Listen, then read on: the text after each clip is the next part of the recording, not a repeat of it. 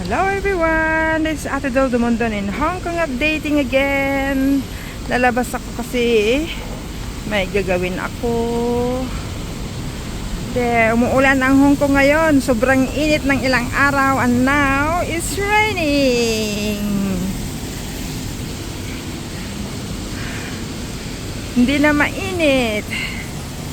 At least hindi humid. Papunta ako ng worldwide. Kasi bawal mag-vlog sa worldwide now. Inahabol ako ng ali. Mahigpit yung ali.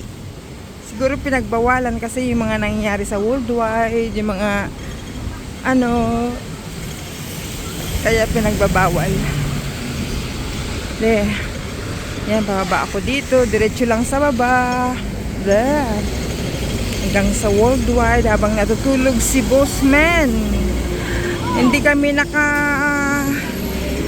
nakasama sa China kasi may visa is too short, kaya na-reject ng China Embassy.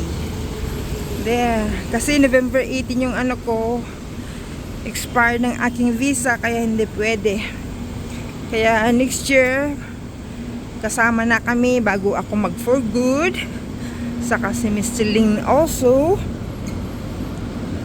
baka last na niyang makabiyahe sa China kasi mahirapan na siyang maglakad. I hope makalakad pa siya next year ng maigi, kasi marami kang nalakarin. Kaya sa papunta ka ng immigration ng China, aakyat ka sa hagdanan, maglakad ka ng medyo malayo. Pag nagpark yung car, and then may hagdanan, walang escalator, walang elevator doon paakyat sa immigration. Kaya I wish hindi pa mahirapan si Mr. Ling next year.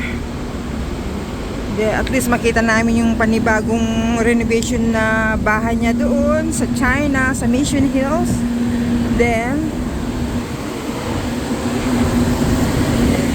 Masarap pumunta doon kasi masarap yung mga pagkain.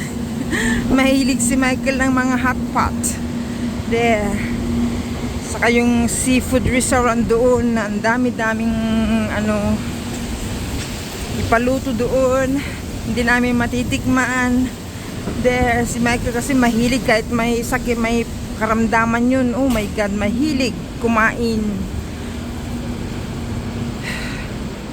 Buti nga hindi siya na high blood siya, pero at least walang nangyayari sa kanya. Ngayon, dami na niyang gamot. Like his father. Kahit may high blood sila, basta may gamot daw, okay na yun. Pwedeng kainin ng lahat. Yan, kagaya yung mami niya noon. Ang tataas na mga yung blood pressure nila noon. Pero naggamot na, naglaylo na ang high blood. Pero namatay naman siya sa cancer of the lungs. Lungs ba?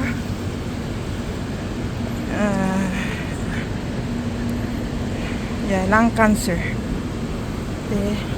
Yan. At least basa na basa yung mga kalsada. Hindi na, medyo matagal yata yung ulan, kaya yung singaw ng init nawala na. Hindi ako nagdala ng payong kasi hindi ko alam na umuulan. Payong ko, yan ang payong ko. Panyo. At least matakpan yung ulo ko. Hello. Wala akong payong. Hindi ako nagdala ng payong kasi hindi ko alam na umuulan. Basta pag bihis ko larga, iniwan ko na si Miss Ling na naghihilik. Nakatulog din. Oh my God, nakatulog ako late morning na. Kaya hindi ko ang nahabol ko lang si Kuya Bal, muntik ko nang malampasan ulit. Kasi hindi ako nakatulog kahapon. Tapos the whole day nagising ako. Tapos nandyan yung mga bisita namin. Kaya hindi ako nakasabay sa live ni Kuya Bal ng gabi. Kaninang umaga, buti naabutan ko.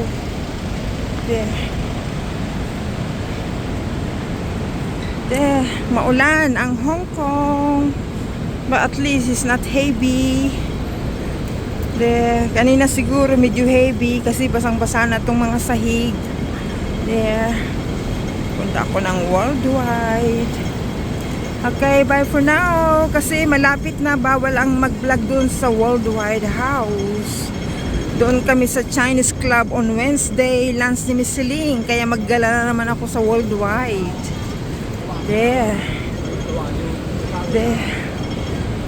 Yan ang landmark. Matagal ulit hindi ako nakapasok sa loob. Kasi alam nyo na, alaga ko si Miss Celine, hindi pwedeng magtambay sa labas ng matagal. Bye for now. Shout out sa lahat ng mga Team Kalingap. Support natin si Kuya Bal Santos Matubang, Ate Edna Vlogs, Kalingap Rob, mga ambassadors ng landing pads dyan like Amba J. Morelo Vlogs, Kalingap Lydia, shout out dyan sa Lopez Quezon. Doon sa Albay si Ambassador Kalingap Husean, Juicy Vlog, shout out dyan. Sa Naga si Sagap TV, shout out. Diyan sa Katarman si Joey the Great and team, shout out.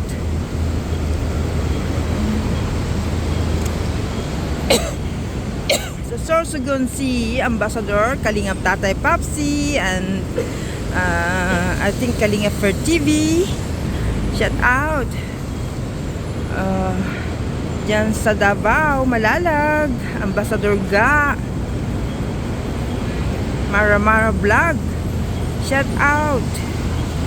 Sa lahat dyan, mga deputies, shout out sa lahat dyan. Support natin ang Team Kalingap. Sa team din ni Kalingap Rob, shout out dyan.